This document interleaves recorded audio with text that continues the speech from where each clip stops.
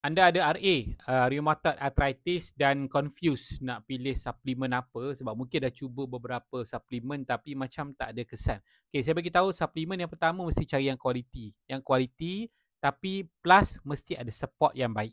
Sebab dia work together lah sebab suplemen saja kadang kita nak tanya, nak bincang, payah juga kan. Jadi dalam video ni saya akan share 4 suplemen yang anda boleh cuba, anda boleh guna amal untuk masalah rheumatoid arthritis. Jadi saya Amin Kamarudin daripada Ultimate Vitamin.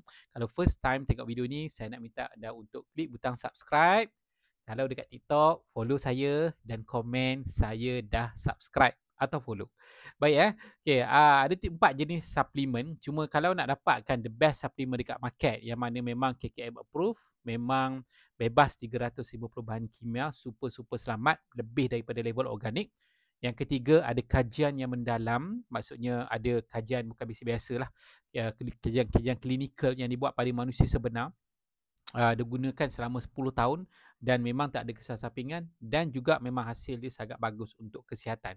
Okey, jadi boleh dapatkan dekat link bio dan ataupun dekat link description. Baik, kalau tak jumpa link, cari. Cari ya. Jangan klik dekat kadang-kadang dekat bawah ni ada iklan-iklan yang bukan daripada saya. Baik, kita tengok dulu. Yang pertama sekali saya nak cadangkan kita lawan radang keradangan rheumatoid arthritis sampai sakit lah kan, bekak-bekak semua.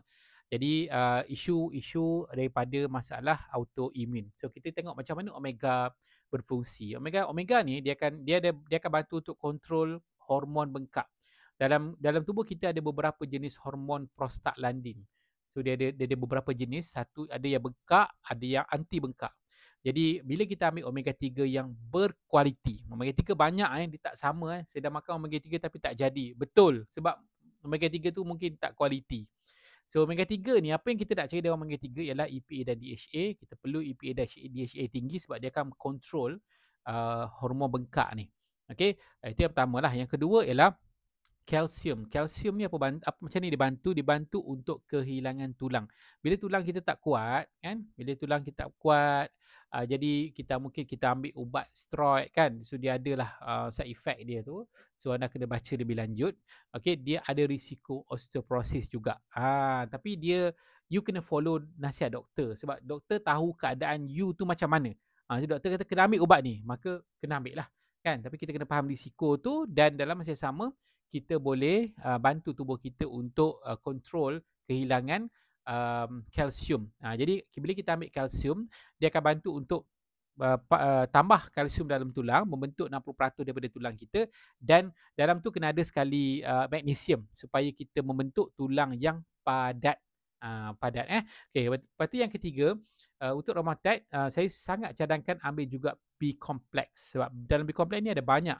So kat market ada banyak jenis. So kita supply yang paling lengkap 8 vitamin B dan dalam tu ada 6, 9 dan 12 B12 yang mana dia bantu untuk kontrol homocysteine. Hormon homocysteine ni kalau dia tinggi maka tubuh sendi kita senang radang. Jadi vitamin B dia akan bantu untuk turunkan keradangan, bantu kita untuk kontrol stres.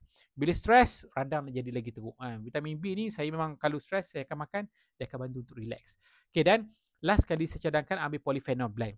Polyphenol blend ni dia adalah series antioksidan yang tinggi yang daripada semula jadi daripada banyak buah-buahan. Dia akan bantu untuk naikkan hormon NRF2 dalam tubuh kita dan turunkan tahap keradangan dengan orang kata dengan efektif lah keradangan ringan tu. Jadi kita kena ambil dengan konsisten dengan teknik yang betul. Dan dia pun akan bantu untuk lindungi sel-sel sendi kita.